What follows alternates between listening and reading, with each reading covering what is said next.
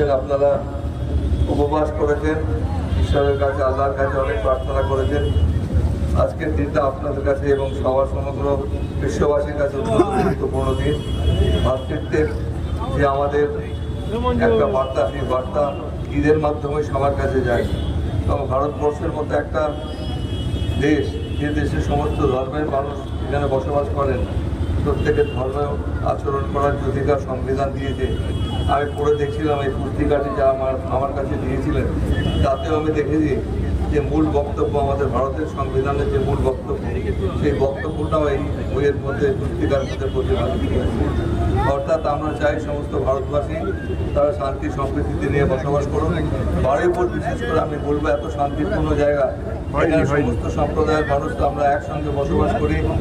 আমরা যেমন আমরা আজকে এসেছি ঈদ উপলক্ষে, সেরকম দুর্গাপুজোতেও আমরা এখানে আসি। আমি অবাক হয়ে গেছি, এত সুন্দরভাবে বারুইপুরে এতগুলো মণ্ডপ সজ্জা হয়েছে। আমার মনে হয় পুজোকেও হার মানিয়ে দেবে, পুজোর মণ্ডপকেও হার মানিয়ে দেওয়ার মতো মণ্ডপ এখানে হয়েছে। অর্থাৎ সমস্ত বারুইপুরবাসী তারা ঈদের আনন্দে মেতে উঠেছেন এবং সবাই শান্তিপূর্ণভাবে ঈদ পালন করুন। এবং আমি চাইব যে আমাদের বারুইপুরের মানুষ তারা অত্যন্ত সুখে শান্তিতে থাকুন। এটাই আমার আপনাদের কাছে আজকের আবেদন। এবং আজকে আল্লাহ তাআলার কাছে প্রার্থনাই করব, সারা বছর যেন আপনারা আপনাদের সন্তান সন্ততি নিয়ে ভালোভাবে থাকতে পারেন, সুস্থভাবে থাকতে পারেন। নমস্কার। টানা এক মাস ধরে কঠোর উপবাসের পর মুসলিম সম্প্রদায়ের মানুষেরা বারুইপুর ঈদায়ন কমিটির পক্ষ থেকে ঈদ মোবারকে মিলিত হলেন বারুইপুর কোর্ট মাঠে। কয়েক হাজার মুসলমান ধর্মাবলম্বী মানুষেরা আজকে তাদের এই খুশির ঈদে বিশেষ নামাজ পাঠ করলেন। এই খুশির ঈদে নামাজ পাঠে উপস্থিত ছিলেন বিধানসভার অধ্যক্ষ তথা বারুইপুর পশ্চিমের বিধায়ক বিমান বন্দ্যোপাধ্যায়, বারুইপুর পৌরসভার চেয়ারম্যান শক্তি রায়চৌধুরী ও ভাইস চেয়ারম্যান গৌতম কুমার দাস। শান্তি এবং সম্প্রীতির বার্তা দিচ্ছি। পশ্চিমবঙ্গের মাটি সমস্ত ধর্মের মানুষকে নিয়ে তারা শান্তিতে বসবাস করে আসছেন।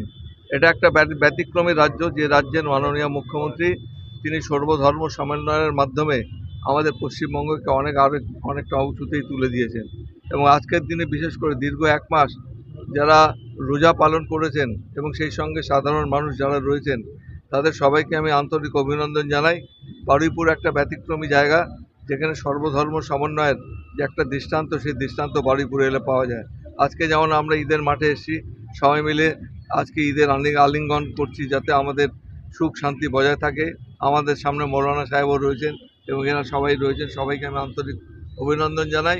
প্রশাসনে যারা রয়েছেন, যারা সুন্দরভাবে কাজকর্ম করছেন, তাদেরও আন্তরিক ধন্যবাদ জানাই। সবাই ভালো থাকবেন, সবাই সুস্থ থাকবেন। নমস্কার।